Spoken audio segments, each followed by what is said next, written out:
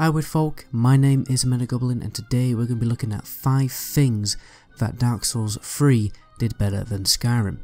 Now, we're not simply saying that, in these videos that Dark Souls 3 is a better game. We're not saying that Skyrim is a better game. We are basically looking at particular features within each game which make that game stand out, which make it different, and the kind of things that make people say, for instance, that they preferred Dark Souls or they preferred Skyrim. We're not actually stating that either game is better than the other. So, anyway, remember to leave a comment on your opinion, agree with me, criticise me absolutely into the ground, don't worry, I can take it, and leave a like on this video since for some reason it really helps out these days. So I think the first fundamental thing that makes Dark Souls 3 stand out more than any game in the world is the boss battles. I mean, Skyrim's boss battles were fairly basic. Most of the time there's only a mathematical difference between the bosses. Some bosses were a little bit interesting, a little bit different, gameplay wise. You had your dragons, you had your dragon priests, which change things kind of. But Dark Souls, Dark Souls was very, very inventive and very challenging. And at the end of the day, the bosses just look cool. I mean, you've got really huge guys and really bad looking, horrible, disgusting stuff, and when you kind of felt like an absolute god when you finally managed to take one down. And there's a lot of strategies, little different strategies. Each boss is kind of unique. They require a lot of skill to take down. It's very similar to World of Warcraft. If you play World of Warcraft, there's always some kind of tactic to the boss to take down. It's very similar, apart from the fact you don't have a group of 19 other people. Second reason is basically that simply Dark Souls 3 just felt more like an RPG game. In Skyrim, things were, I hesitate to say, dumbed down. They were converged slightly, obviously to appeal to a bigger audience. A lot of the classic RPG elements of a good RPG game were just simply removed. For instance, in Dark Souls you have I can't remember the precise number, but you have a number of attributes or statistics, whatever you want to call them in. And in Skyrim you had mana, health, stamina, and that was it. And it was kind of fairly boring and simple. These statistics, they influenced the gameplay, and that's what an RPG game was all about. It's all about little things changing the gameplay in certain ways. And you also had your classic variety in resistances and defenses. Your fire resistance, elemental resistance, your resistance to physical damage. You have that kind of really cool thing, which it was really was lost in Skyrim, stuff like that. Yeah, also had gear with different kind of weight values, which also changed the gameplay. The weight of your armor in Skyrim did kind of change the gameplay a little bit, but it really does change it in Skyrim. In Dark Souls, it feels like, right, I'm wearing heavy armor, I'm obviously not going to be as acrobatic.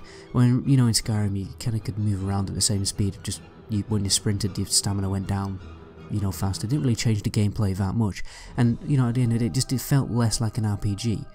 So, in Dark Souls 3 you have loads of these numbers working in the background which you can change and which you can influence and change the gameplay and make it feel like, you're actually changing your character and to interact with the world. And there was just barely any of that really in Skyrim, because you could increase your skills, but I think just needed a little bit more to it, all the attributes in Oblivion. I don't understand why they had to remove it. Third reason is I think some people may prefer the combat in Dark Souls 3. Skyrim, the combat felt kind of rigid. I mean, fair enough, it was trying to be realistic, but at the end of the day, I think Dark Souls is just, the combat is a lot more fun.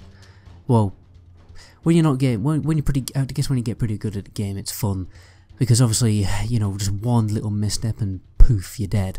I mean, rolling around in heavy armor, it did look pretty stupid, I'm gonna be honest.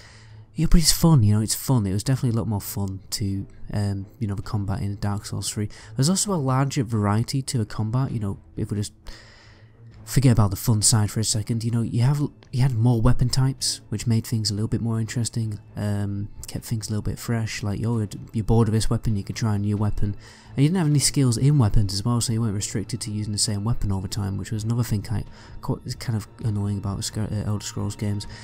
And each kind of weapon had its set of own attack styles and abilities, like strong attacks and fast attacks, and then big backstabs and all that kind of stuff. It was just simply a lot more extensive, the combat. Now, my fourth reason, I've simply just put down the word Gothic, okay? Skyrim had a go at Gothic, and it was okay, to be honest. It was, I mean, the Dawn Guard was kind of cool, very good storylines, personally my favourite storyline in the entire game. So I'm not going to diss it that much, but it has absolutely nothing on Dark Souls, right? Fair enough, Skyrim isn't you know, meant to be that much of a gothic game, but I think anyway, let's just define gothic. I mean, when people hear the word gothic, they think, oh, vampire werewolves. It's not just about vampires and werewolves. Otherwise, you would call Twilight gothic. If you called Twilight gothic in front of well, someone like me who's studying literature, or a literary critic or a literature lecturer, they'd probably just absolutely punch you in the face, because Twilight is not gothic. Gothic isn't just about horror. Okay, gothic is very different to horror, otherwise we'd call all horror stories gothic. Gothic is, like, it basically is a synonym for strange. Okay, like for instance, there's this Indian story I looked up. Well, I was reading, and I completely forgot the name of it, but basically, like, there's this Indian guy with a staff, and the staff has like some kind of crow on it, and it is suggested in the story that the crow is moving. It's only suggested in the description, it isn't confirmed, it's just, it slightly appears strange, and that's how, and then that story becomes gothic. And Skyrim's gothic was, you know, it wasn't really gothic, was it? It was just like Twilight. You know, you had those archetypical creatures and stuff from, well, old gothic books like Dracula and don't really know the first werewolf story, to be honest. I think it's just folk tales, the werewolf thing. So, I mean, Dark Souls, obviously, it just completely takes it to a new level. I mean, this is probably the strangest game I've ever played. The strangeness, you know, it defines the game more gothic than high fantasy. Obviously Skyrim is high fantasy, you know, especially because of all the elusive lore and story. Like, the story is kind of like very, well, it isn't really grounded like most high fantasy is. I mean, high fantasy, like, you look at Lord of the Rings and you know everything, don't you? Like, there's this race with its own culture and its history, and it takes the strange out of fantasy. You know, obviously fantasy stories, they're strange. Like, when you look at Nazgul and fell beasts and all that kind of stuff, it's like, whoa, that's like a snake crossed with a bird, that's kind of weird. But, you know, there's like a lore, there's a origin, there's like all this kind of information given to you, and it kind of takes the strangeness out of it, and that's what high fantasy does. It kind of says, right, here's a fantasy world, here's a strange world, but guess what, it's normal. But Dark Souls doesn't do that. It keeps the strange, and it simply keeps it gothic. Now, the last point on here I have is difficulty. You know, the difficulty in Dark Souls 3 isn't just boring, like bosses have an increased health pool or bosses doing more damage like it is in Skyrim. The difficulty in Dark Souls challenges you in a different way, by essentially testing the gamer's ability and reflexes, rather than exclusively testing your character. I mean, obviously, Dark Souls 3 does challenge your character a little bit, but it's kind of like a small thing. Well, I don't know, you could, I guess, like, well, compared to Skyrim, it's a lot less. I mean, and then compared to Morrowind, it's like significantly less. Like, if we're going to put it on a scale, like Dark Souls 3 be at the top of, you know, of a particular RPG game challenging the gamer rather than your character. And then Morrowind obviously doesn't really challenge you as a gamer that much. You don't really have to have good reflexes to play Morrowind, because it's all about how, you know, if you don't have a high hit chance, you're not even going to be able to hit the person you're trying to swing an axe at.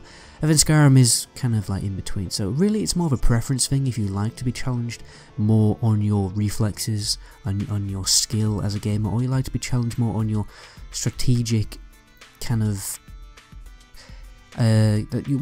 basically strategic and initiative and wise part of your brain. I guess I'm really struggling to word that kind of jazz.